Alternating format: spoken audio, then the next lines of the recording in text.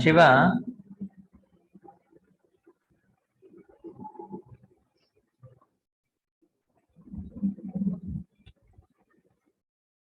Lord Shiva is saying uh, the personal presence of the Supreme Lord in the material creation. Actually, we see this beautiful ingredient in all of the Acharya's prayers.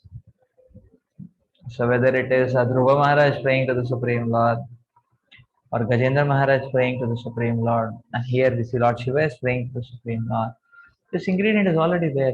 This ingredient is always there. That okay, they're talking about the material universe, they're talking about the expanse of the material universe, the dissolution, the creation, and how the Lord is everywhere, and how everything is under the control of the Lord. Like Gajendra Maharaj says to the Lord that, oh Lord, you cause the creation and the dissolution. And when everything and the material energy takes a form and the material energy is destroyed, and it is you who is ordaining, who is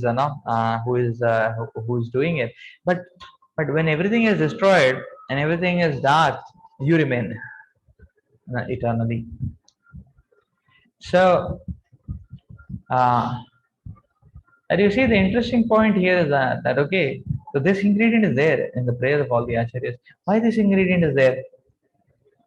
Why this ingredient has to be there? They can always say, okay, the Lord is so transcendental, but why? So why the Lord in the material affairs? So one can just focus on the beautiful form of the Lord, the Tribhanga Lalita, Shama Sundar form of the Lord. And why to start seeing the Lord in the material universe? So, two reasons actually. A devotee, he always wants to fix his vision of seeing the Supreme Lord in the material affairs. Because when that happens, then a devotee can never glide down. The devotee can never be put into illusion. Therefore, a devotee always wants to fix and establish, to fix his vision, to see the Supreme Lord in the material affairs. And here you see, in the creation and dissolution, you see Maharaj, Lord Shiva. The Lord Shiva in the creation and dissolution, he is seeing the integration and the disintegration power of the same, and now expansion of the Supreme Lord, which is called as Sankarshana. The Lord Sankarshana creates integration, disintegration, the Sankarshana. The integration, disintegration, both are created by Sankarshana. Prabhupada is explaining that disintegration is created by the fire which emanates from the mouth of Ananta Shesha. Ananta Shesha emanates fire, is it not? So it is Lord Sankarshana, integrates in disintegration. And then there is the next force, which is responsible for, or the which is responsible for the growth and maintenance, Prabhupada explains. And this force is coming from the Lord of the intelligence, which is Pradyumna. So the Lord of all intelligence, the intelligence is there. So that's the point. So how maintenance is related to intelligence? So maintenance is related to intelligence, because you see, just like for example, if there is maintenance requires intelligence. Why? Because so these two terms come very close to. I mean, they come synonymous, because you see, automaton means intelligence. So anything which is having maintenance means what? There is an automaton which is keeping it running, which is keeping it going, and that automaton means intelligence. So if maintenance requires intelligence, growth naturally will require intelligence. So therefore, you see, this is related synonymously. Maintenance, growth, intelligence. All being done by a lot of intelligence, Pradyumna, Lord Pradyumna.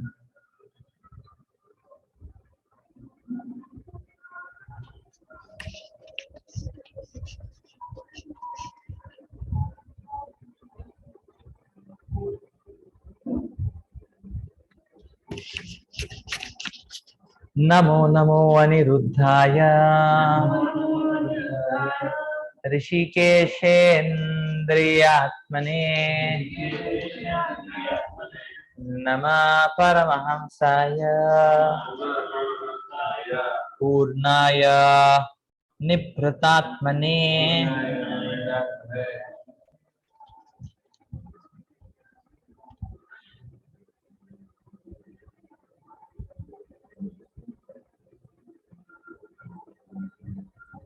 My Lord, as the supreme directing deity known as Aniruddha, you are the master of the senses and the mind. I therefore offer my obeisances unto you again and again. You are known as Ananta as well as Sankarshana because of your ability to destroy the whole creation by the blazing fire from your mouth. Perfect. Rishikeshendriyatmane. The mind is the director of the senses, and Lord Aniruddha is the director of the mind. In order to execute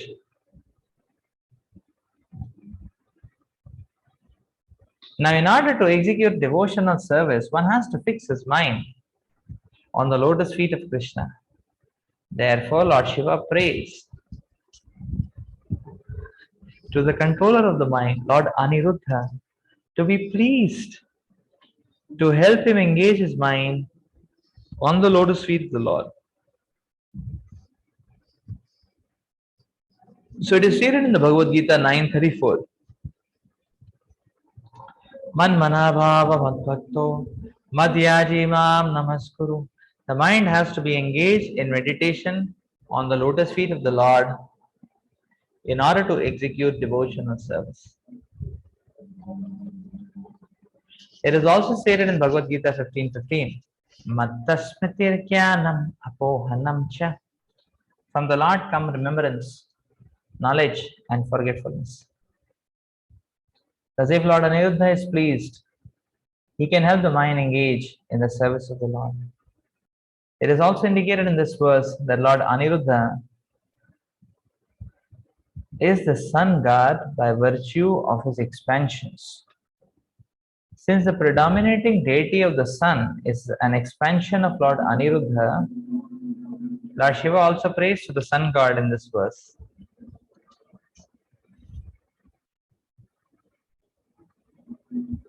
Lord Krishna, by his quadruple expansion, Vasudev, Sankarshan, Pradyumna, Aniruddha, is a lord of psychic action, namely thinking, feeling, willing, and acting. Lord Shiva prays to Lord Aniruddha as a sun god, who is a controlling deity of the external material elements, which constitute the construction of the material body. According to Srila Vishwanath Chakravarti Thakur, the word Paramhamsa is also another name for the sun god.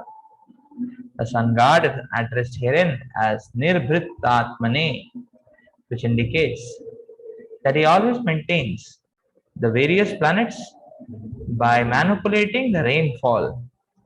The sun god evaporates water from the seas and oceans and then forms the water into clouds and distributes it over the land. Now, when there is sufficient rainfall, grains are produced, and these grains maintain the living entities in each and every planet. The sun god is also referred to and addressed herein as Purna or complete, because the rays emanating from the sun have no end.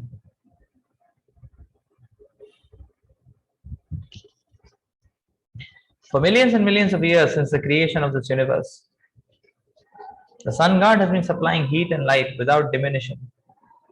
The word Paramhamsa is applied to persons who are completely cleansed. When there is sufficient sunshine, the mind remains clear and transparent. In other words, the sun god helps the mind of the living entity to be situated on the platform of Paramhamsa. So Lord Shiva is praying to Lord Aniruddha to be kind upon him so that his mind will always be in the perfect state of cleanliness and will be engaged in the devotional service of the Lord. Just as fire sterilizes all the unclean things, the sun god also keeps everything sterilized, especially the dirty things within the mind, thus enabling one to attain elevation to the platform of spiritual understanding.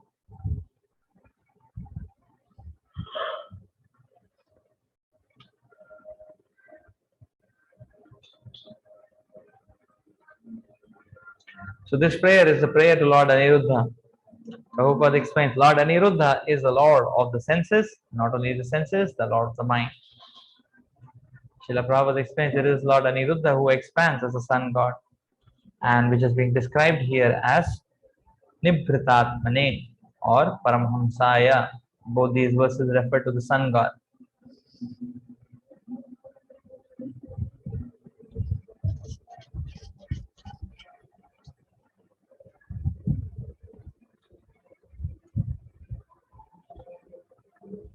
So this description is very beautiful because the analogy here is Lord Aniruddha is compared to as a sun. You see, when one is connected to the sun, there is illumination, and in this illumination, the unclean things are purified. The dirty things in the subtle domains are purified. So it is said, mind can control the senses, Prabhupada is saying, and Lord Aniruddha can control the mind.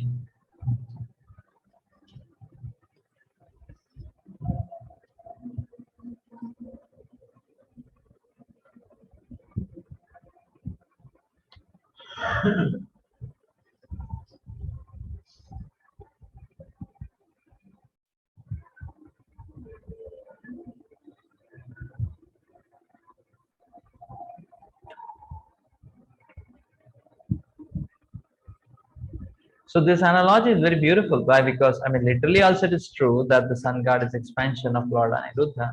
But this is very beautiful also because you see, transcendental knowledge is also compared to a sun. So when there is sun, there is cleansing. Is it not? Krishna Surya Sama. So when Krishna is established in the heart, in the mind, and Krishna's instructions are filled in the head, so the mind gets influenced by those Krishna's instructions, which are transcendental instructions, which actually play the role of cleansing the mind. And in this way, the mind is cleansed, the senses come under control automatically.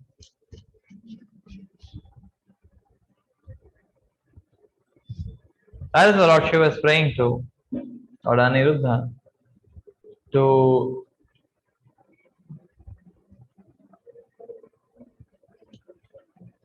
cleanse his mind, to control his mind.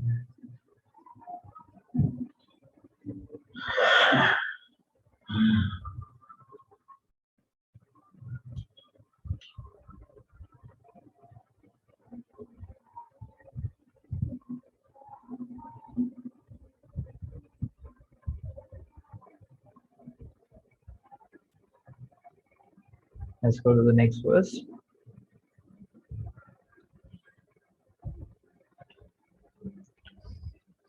Swarga apavarga dwaraya nityam suchi sade namaha namo hiranya viryaya chaturhotraya tantave.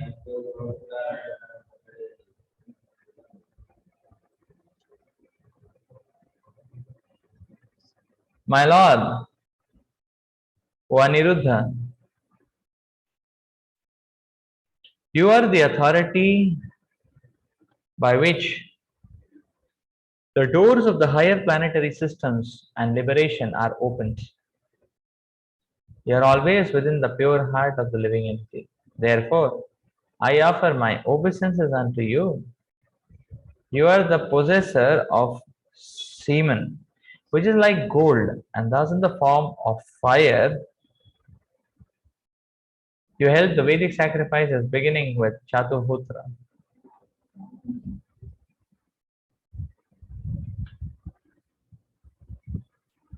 Therefore, I offer my obeisances unto you.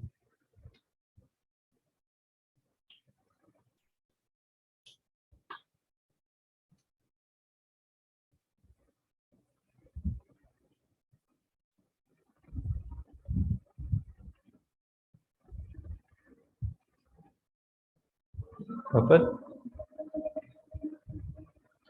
The word Swarga indicates a position in the higher or heavenly planetary systems. And the word Apavarga means liberation. Those who are attached to the karma kandi activities described in the Vedas are actually entangled in the three modes of material nature. The Bhagavad Gita therefore says that one should be above the dominion of fruitive activities. There are different kinds of liberation or mukti, and the best mukti is engagement in the devotional service of the Supreme Lord. Not only does Lord Aniruddha help fruitive actors by elevating them to the higher planetary systems. But he also helps the devotee engage in devotional service by dint of his inexhaustible energy. Just as the heat is the source of the material energy,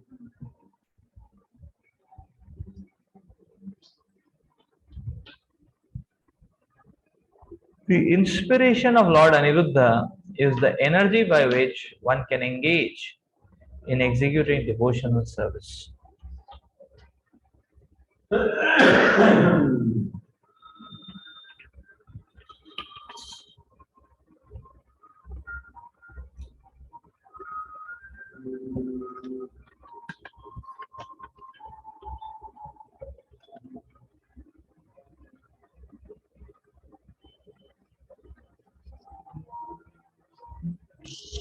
So from this prayer, actually, it becomes. It seems actually the point is, you see, through this prayer, no, this prayer is is an invocation. It is calling out for Lord Aniruddha actually for this elevation to the higher planetary systems and liberation. So now Lord Shiva is also glorifying Lord Aniruddha as the very fire by which the Vedic sacrifices are possible, beginning with the Chaturhutra Yagyas. Now the point is, these prayers, this seems that Lord Aniruddha is doing everything. Lord Aniruddha is the Lord of the mind. So the point here is that why or how is Lord Aniruddha bringing about elevation to the heavens or higher planetary systems or the spiritual world?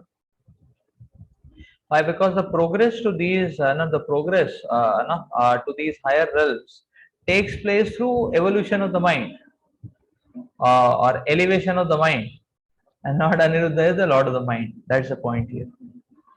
That's why Lord Shiva is praying that, oh Lord, please elevate. Please create that elevation. So this is that elevation prayer. Okay, Lord, please elevate. My mind higher and higher up. Now the point is, the interesting point is, makes the interest, the interesting point, very clearly that okay, the Lord Aniruddha is providing the heavenly planets, but only for those who are worshipping him in Karma Kandiya, or those who are engaged in Karma Kandiya worship. For the devotees, the Lord Shiva will take them. I mean, he will not. Lord Aniruddha. For the devotees, the Lord Aniruddha is not just taking them to the heavenly planets. He's not at all taking them to the heavenly planets. He's taking them to the spiritual world. That's the point. So this heavenly planets point is only coming because of the karma kandiya actors, the fruitive activities, not for a devotee. So the devotee we didn't have to be worried about. So that means, you see, the mercy of the Lord, even for those who are wishy-washy and karma-kandiya followers, even for them the Lord arranges such a great benediction. What to say of one who is serving the Supreme Lord? What to say of one who is serving the Supreme Lord in sincere devotion or service? How much or to what extent the Lord can benedict such a person? That's the point here.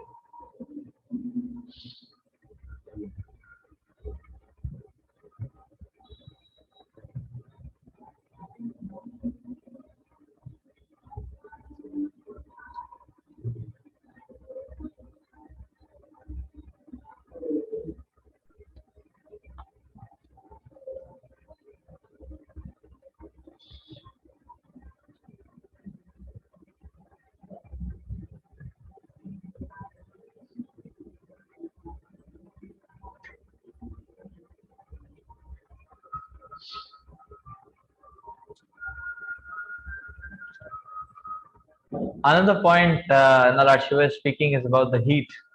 There is this heat which maintains the universe. No?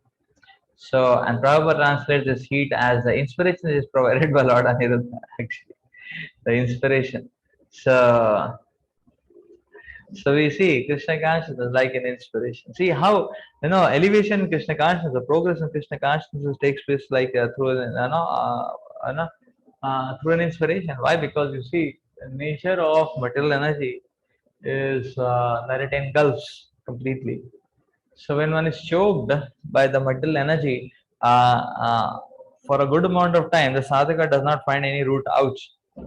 But if he is sincere and if he is taking shelter of the Lord in due course of time, the Lord gives him inspiration. When the sadhaka understands and imbibes that inspiration,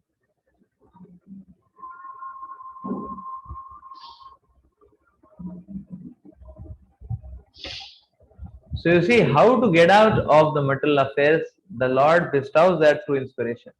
So this inspiration acts like a heat, which is actually bringing about the progress of the living entity. Very beautiful. Nama Urja Ishetrayah Patate Yagnaretase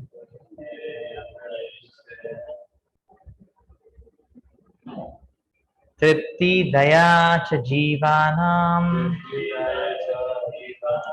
Nama Sarvarasatmane.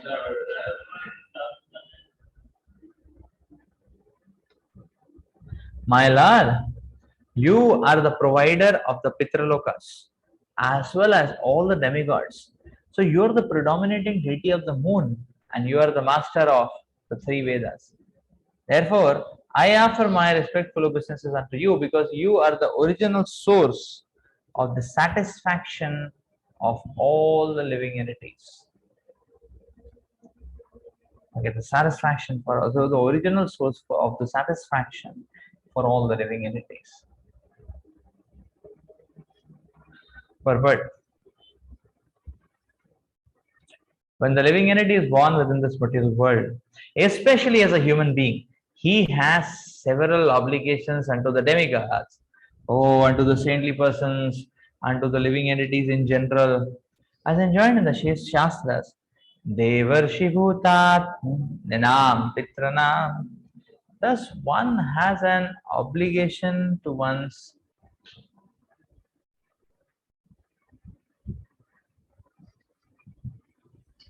Thus, one has an obligation to one's forefathers, the previous hierarchy.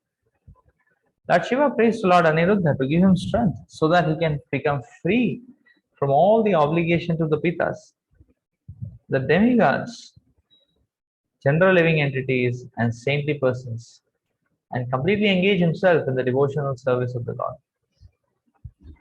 So, as stated, this is Bhagwatam 11.5.41.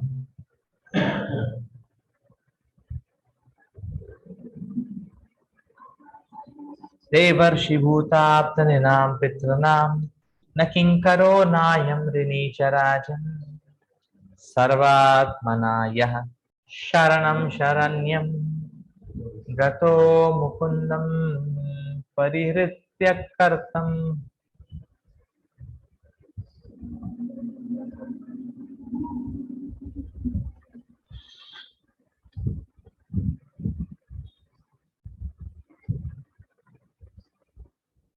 One becomes free from all the obligations to the demigods, saintly persons, pitas, ancient forefathers, etc.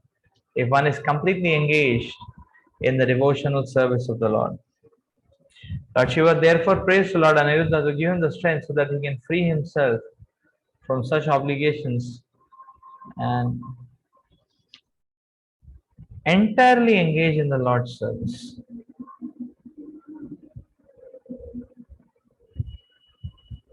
Now, Soma, or the predominating deity of the moon, is responsible for the living entity's ability to relish the taste of food through the tongue. Lord Shiva prays to Lord Aniruddha to give him the strength so that he will not taste anything but the prasad of the Lord. Srila Bhaktivinoda Thakur has sung a verse indicating that the tongue is the most formidable enemy among all the species. Among all the senses, sorry. If one can control the tongue, he can easily control all the other senses. So the tongue can be controlled only by eating prasad, which is offered to the deity. Shiva's prayer to Lord Aniruddha is meant for this purpose. Tripti Daya, he prays to Lord Aniruddha to help him be satisfied by eating only the prasad offered to him. Tripti Daya.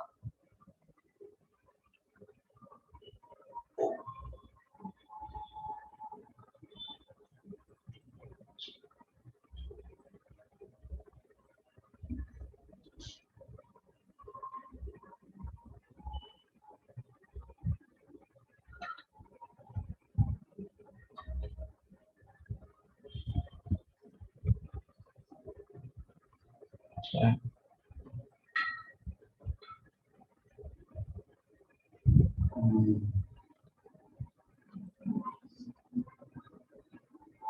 So here Lord Shiva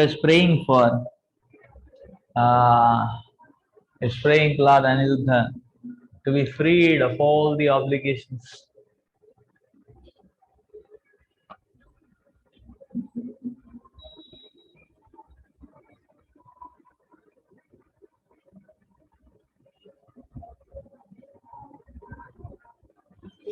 Of offering oblations to the forefathers.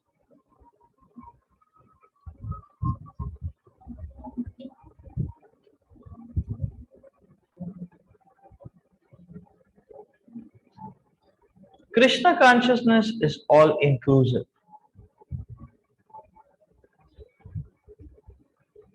Therefore, all realms of auspiciousness are bring about simply by the practice of sincere Krishna consciousness. Nothing else is extraneously required. So therefore you see, the prayers of Lord Shiva is very intelligently praying. What is Lord Shiva praying? Lord Shiva is actually praying, let me remain satisfied just by worshipping you and not look into the direction that, oh, I have to offer something to the Pita, the Pitra, the this, the that. Direct, exclusive, sincere and attentive devotional service. That is all what is required. And Lord Shiva is praying to Lord Aniruddha for this. So let my mind not waver, not flutter in trying to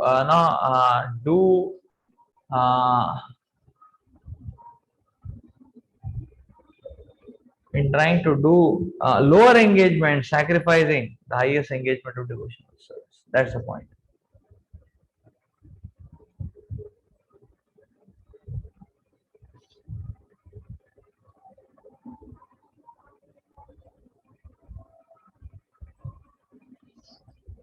And to that same effect, then Lord Shiva is praying to. So here Soma is the moon god, and the moon god imparts taste to the vegetables, taste to all.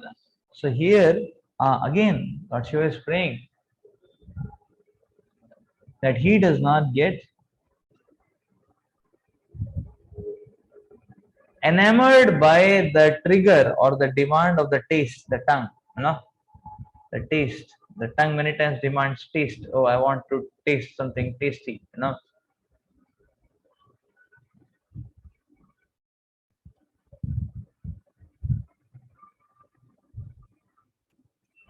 So Lord Shiva is praying, as Prabhupada explains, that, oh Lord, please just let me remain satisfied. Let me just remain satisfied in tasting and accepting the remnants of your prasad.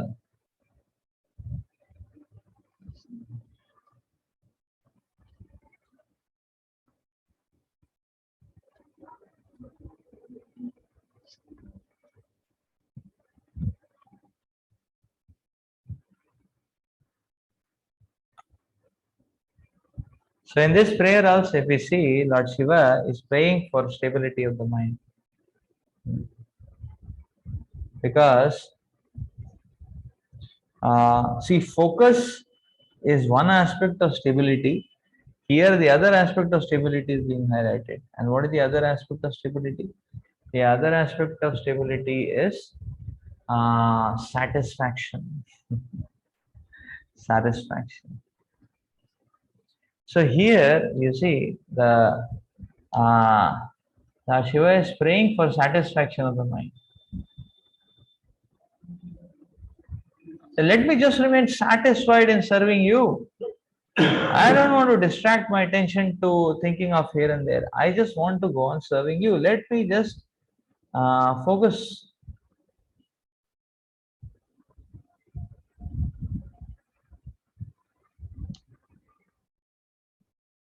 and let me just remain satisfied. Serving you, tasting your prasadam.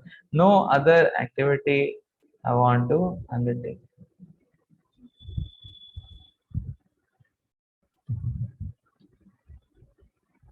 No other focus I want to embark upon. So this is very beautiful.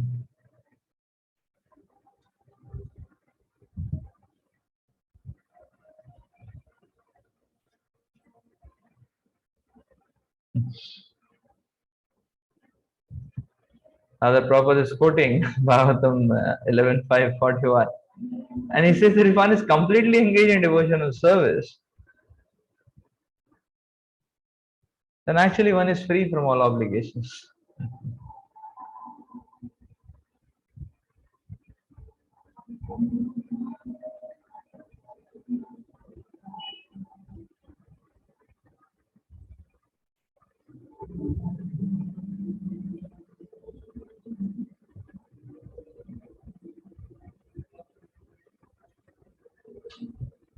Okay, let's read the next verse. Sarva satta sattvatma dehaya visheshaya sthaviyase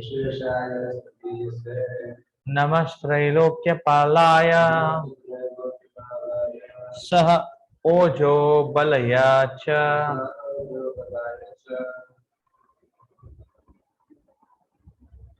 My dear Lord, you are the gigantic universal form which contains all the individual bodies of the living entities.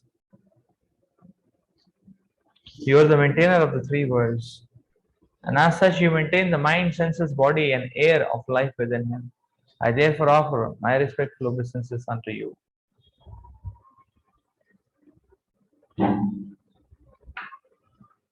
Purport. As the individual body of the living entity is composed of millions of cells and germs and microbes, the universal body